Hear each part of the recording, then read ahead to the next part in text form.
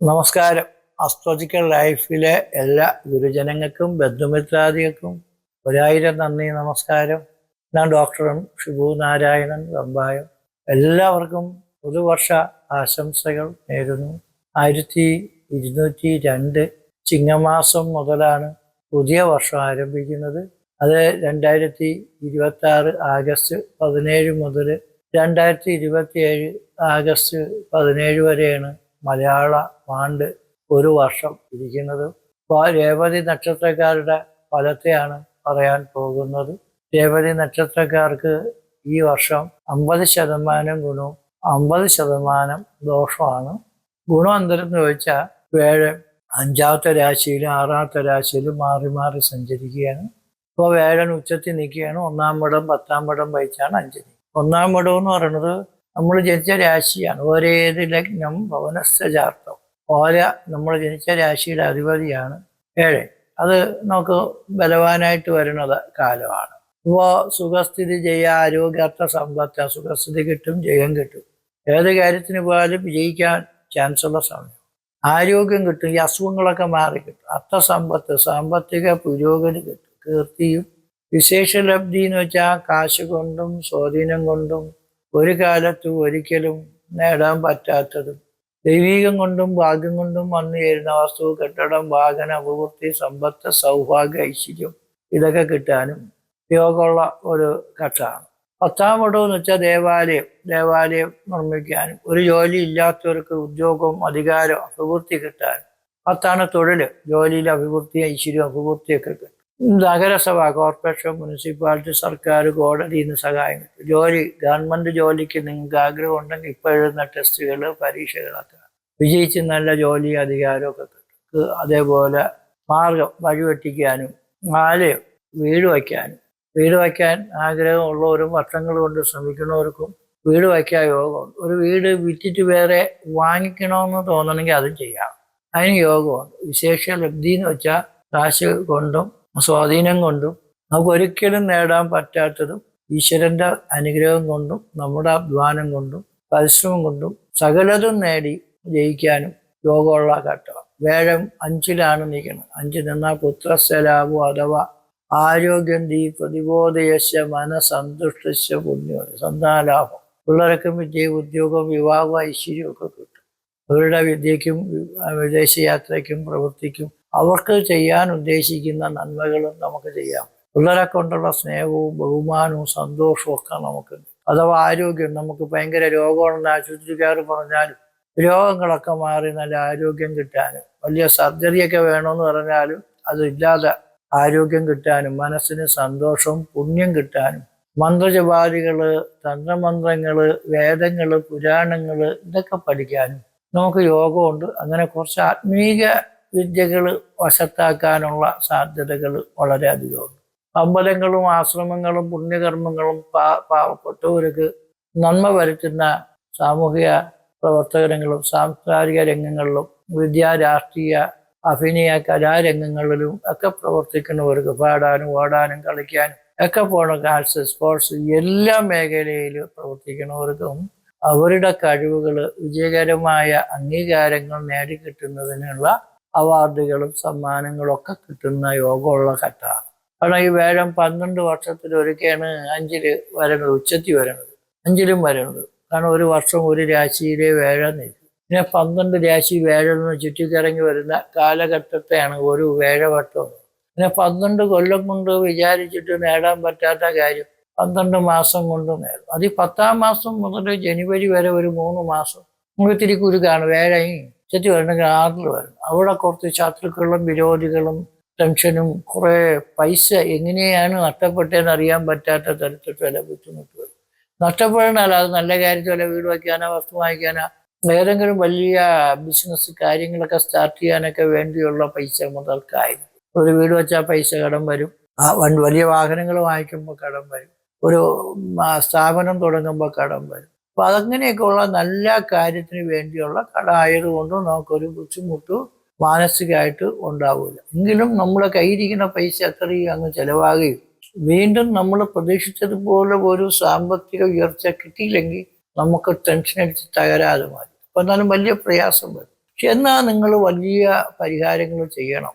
കാരണം നിങ്ങൾക്ക് 7-2 ശനി എന്ന് പറയുന്ന ഒരു വലിയ ഗ്രഹപ്പഴ ഉണ്ട്. നമ്മളെ രാമനും ലക്ഷ്മണനും രാജ്യവും ഭരണവും എല്ലാ അധികാരങ്ങളും നഷ്ടപ്പെട്ട് വനജകേറിയ സമയമാണ് 7-2 ശനി. അപ്പൊ നമുക്ക് ഈ വേഴത്തിന്റെ അനുഗ്രഹം അനുകൂലമൊക്കെ ആയ സഞ്ചാരം കൊണ്ട് നമുക്ക് വലിയ ഗുണം കിട്ടുമെങ്കിലും ശനി കുഴപ്പക്കാരനായിട്ട് നിൽക്കും. അപ്പൊ അതുകൊണ്ട് ശനിയുടെ ദോഷത്തിന് ശാശ്വതമായ പരിഹാരം ചെയ്യണം. ചിലവർ ചോദിക്കും ശനി കുഴപ്പമൊന്നും വേഴം നല്ലത്, അപ്പൊ നല്ലത് കിട്ടൂ ഗുണം കിട്ടുമെന്ന് ചോദിക്കും. നല്ലത് നമുക്ക് ഒരുപാട് കിട്ടും, ദോഷങ്ങൾ ഉള്ളതിന് പരിഹാരം ചെയ്യാം. ശനിക്കുള്ള കുഴപ്പം എന്താണെന്നറിയാം, ലഗ്നാധിപൻ ആരുടത്തെ ശനി നിന്നാ പാവയെ ലഗ്നഗതയെ പരാജയം എന്നാണ്. അപ്പൊ പരാജയം വരില്ല. അപ്പൊ പിന്നെ എങ്ങനെ ഇത് ചെയ്യാൻ പറ്റും? നമ്മളൊരു ജോലി കിട്ടി, ജോലി കിട്ടാൻ വേണ്ടി പ്രവർത്തിച്ച് ജോലി കിട്ടി, സെലക്ഷൻ കിട്ടി, അംഗീകാരം കിട്ടിയല്ല. ജോലി സ്ഥലത്ത് ചെന്നപ്പോഴാ ഒരുപാട് പാര. ഒരു പോലീസുകാരനായിട്ട് എന്നൊരു ജോലി കിട്ടിയ അവിടെ ട്രെയിനിങ് പീരീഡിൽ അവിടുത്തെ പീഡനങ്ങൾ കൊണ്ട് ജോലി വേണ്ടെന്ന് വിചാരിച്ചാൽ പിന്നെ ജോലി പോയില്ലേ, അതൊരു പരാജയമില്ലേ. ഒരു പെണ്ണ് കെട്ടി എല്ലാം റെഡിയായി ശരിയായി വന്നു, കല്യാണമൊക്കെ റെഡിയായി, അപ്പോൾ പെട്ടെന്ന് എനിക്ക് വേണ്ടെന്ന് തോന്നി ബന്ധം തെറിച്ചു, അത് പരാജയമായില്ല. അങ്ങനെ നമുക്ക് എല്ലാ കാര്യങ്ങൾക്കും വേണ്ടി നമ്മൾ പരിശ്രമിക്കാതെ തന്നെ ഭാഗ്യങ്ങൾ വന്നു ചേരുമ്പോൾ നമ്മൾ ചെറിയ ചെറിയ കാര്യങ്ങൾ കൊണ്ട് വലിയ വലിയ കാര്യങ്ങൾ ഉപേക്ഷിക്കരുത്. ഏറ്റവും പ്രധാനപ്പെട്ട കാര്യങ്ങൾ വേണം നിങ്ങൾ നടത്തുക. അപ്പോൾ ഒരു ജോലി കിട്ടി, ആ ജോലിക്ക് ജോയിൻ ചെയ്യണേലേ ബുദ്ധി, ഇനി ആ ജോലി എനിക്ക് വേണ്ട, ഞാൻ ഇനി വീണ്ടും ഹയർ സ്റ്റഡീസിന് പോകണമെന്ന് പറഞ്ഞ് പോകണമെന്ന് നല്ലതാണെങ്കിലും അത്രയും പഠിച്ച് നിങ്ങൾ ഉന്നത വിദ്യാഭ്യാസം കഴിഞ്ഞ് വരുമ്പോൾ ജോലി കിട്ടിയില്ലെങ്കിൽ എന്ത് ചെയ്യും? അവിടെയാണ് നമ്മൾ ശ്രദ്ധയോടുകൂടി നിൽക്കുക. ഉള്ള ജോലി കിട്ടി, അതിന് നമുക്ക് കുറച്ച് ദിവസം ജോലി ചെയ്തിട്ട് അവിടെ ഇരുന്നുകൊണ്ട് ലീവ് എടുത്ത് പഠിച്ച് വീണ്ടും നമുക്ക് വലിയ ജോലിയിൽ പ്രവേശിക്കാൻ പറ്റും. കിട്ടിയ ജോലി കളഞ്ഞു പോയാൽ പിന്നെ ജോലി കിട്ടാൻ ചാൻസ് വരുന്നില്ലെങ്കിൽ പിന്നെ നമുക്ക് ജോലി ഇല്ലാതെ തന്നെ ജീവിക്കേണ്ടി. അങ്ങനെ ബിരുദം, ബിരുദാനന്ദ ബിരുദം, തുകേ എല്ലാം പഠിച്ചിട്ട് ജോലി ഇല്ലാതെ വെറും വേയായിട്ട് വഴിയാധാരമായിട്ട് കിടക്കുന്ന ഒരു ഇഷ്ടം പോലെ ഉണ്ട്. അവരുടെ തന്നെ എനിക്ക് പറയാനുള്ള കിട്ടുന്ന ജോലി കളയും. ഉള്ള ജോലിയിൽ നമുക്ക് ഇത്തിരി ബുദ്ധിമുട്ടുകളുണ്ടെങ്കിൽ സഹിക്കണം. നമുക്ക് നമ്മളെ കൂടെ നിൽക്കുന്ന തൊഴിലാളി മുതലാളിയൊക്കെ നമ്മുടെ വിരോധമോ വൈര്യമൊക്കെ കാണിക്കാൻ തോന്നി നമ്മൾ കളഞ്ഞു വന്നാൽ നമ്മളെ ഭാവിയും ജോലിയല്ലേ പോകണം, അവർക്ക് എന്തൊരു നഷ്ടം. അപ്പൊ അതുകൊണ്ട് നമ്മൾ സഹിച്ച് പുറത്ത് ഇവിടെ നമ്മൾ ബാനാണെങ്കിൽ മുതലേറെ മുമ്പേയാണ് നമ്മൾ പോണതെന്ന് വിചാരിച്ചു വേണം. അവർ നമ്മളെ പിടിച്ച് മിഴുങ്ങി ഊപ്പാട് വരുത്താൻ ശ്രമിക്കും. കുറേയൊക്കെ നമ്മൾ സ്നേഹിച്ച് സഹകരിച്ച് മയപ്പെട്ടൊക്കെ നിന്നില്ലെങ്കിൽ നമുക്ക് ഒരു ഓഫീസിൽ ജോലി കിട്ടിയാൽ അവിടെ ഏവളെങ്കിലും കുഴപ്പക്കാരാണെങ്കിൽ നമ്മളെ ജീവിതം നമുക്ക് തുലയ്ക്കാൻ പറ്റും. നമ്മൾ നിന്ന് അവരേത് രീതിയിലാണ് നമ്മളോട് പെരുമാറുന്നത് മനസ്സിലാക്കി അവരുടെ ഇഷ്ടങ്ങൾക്ക് മുൻതൂക്കം നൽകി നമ്മളെ ഇഷ്ടത്തിനെത്തി കുറവ് വരുത്തിക്കൊണ്ട് പ്രവർത്തിച്ചാലും നമുക്ക് ഏത് രംഗത്ത് പോയാലും ഏത് ഉദ്യോഗത്തിന് പോയാലും ഏത് ജോലിക്ക് പോയാലും നിൽക്കാൻ പറ്റുമോ? അത് ചില ആൾക്കാർക്ക് ഇങ്ങനെ ഉണ്ട്, വാശിയുള്ളവരുണ്ട്. ഞാൻ ജോലിയിൽ വലിയ ആളാണ്, ഞാൻ ഈ പ്രൊഫഷനിൽ വലിയ ആളാണ്, അതുകൊണ്ടൊക്കെ അങ്ങനെയുള്ള ഈഗോ ഒക്കെ കാണിച്ചാൽ നമ്മളെ ജീവിതം തൊലയും. അങ്ങനെ ശിരസ് തല ദുഃഖ രോഗം, തലയ്ക്ക് തന്നെ അസുഖമെന്ന് തോന്നും. മനസ്സ് രോഗം പോലെയൊക്കെ ചില സമയങ്ങളിൽ ടെൻഷൻ ഉണ്ടാകും.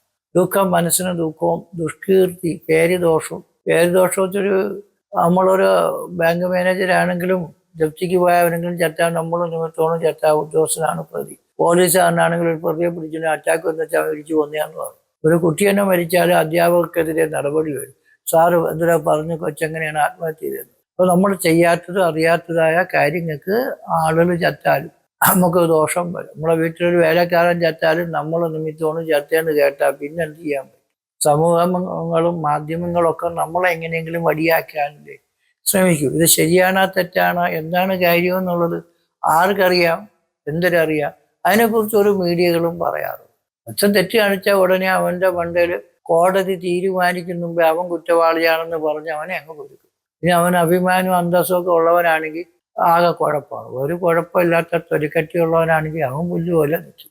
അപ്പൊ അതേപോലെ നമുക്ക് 7 ശനി ഭയങ്കര പ്രശ്നങ്ങളും ശത്രു. അത് നമുക്ക് ശനിയെ ഒന്ന് ചൊവ്വേ നേരെയാക്കണം. ശനീശ്വരൻ, ശാസ്താവ്, ഹനുമാൻ, മുരുകൻ, കാലഭൈരവനെ പിടിച്ച ശനിയുടെ തന്തയാണ് കാലഭൈരവൻ. ശനിയുടെ അച്ഛനാണ്, കാലന്റെ കാലനാണ്.